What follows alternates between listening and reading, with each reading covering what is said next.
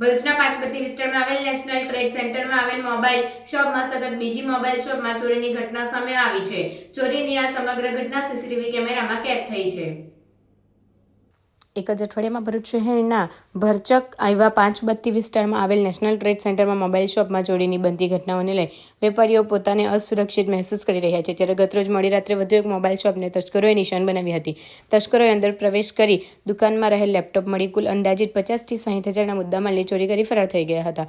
આ જ શોપિંગમાં તારીખ 22 માર્ચના રોજ પણ ચોરીની ઘટના બની હતી.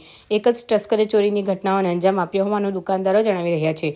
ચોરીની આ ઘટના સીસીટીવી કેમેરામાં કેદ થઈ છે. બનાવની જાણ થતાની સાથે જ એ ડિવિઝન પોલીસનો કાફલો ઘટના સ્થળ દોડી આવ્યો હતો અને તસ્કરોનું પગેરું મેળવવા કવાયત હાથ ધરી છે. મારું નામ રમીશ ખાન છે. આ નેશનલ ટ્રેડ સેન્ટરમાં મારી શોપ છે. અને બાજુની શોપની અંદર ગયા શનિવારના દિવસે ચોરી થઈ છે. એ બી મોબાઈલની શોપ જ છે. ત્યાં બી એ લોકોના લેપટોપને ચોરાઈ ગયા. મારા ત્યાં તાળા તૂટ્યા. ત્યાં બી લેપટોપ ગયું છે અને 1 કે 2 ટેબ્લેટ છે મારા, તે ચોરી થઈ ગયા છે. વારંવાર આ ચોરી થાય તો પોલીસે આનું એક્શન લેવું પડશે.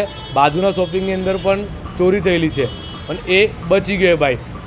બીજો એક છે કુરિયરવાળા, એમના ત્યાં બી ચોરી થઈ છે. એ જ વ્યક્તિ છે જે વારંવાર ચોરી કરે છે. કેટલા રૂપિયાની ચોરી થઈ છે? મારા તો એક લેપટોપ ગયો છે અને 2 ટેબ્લેટ છે.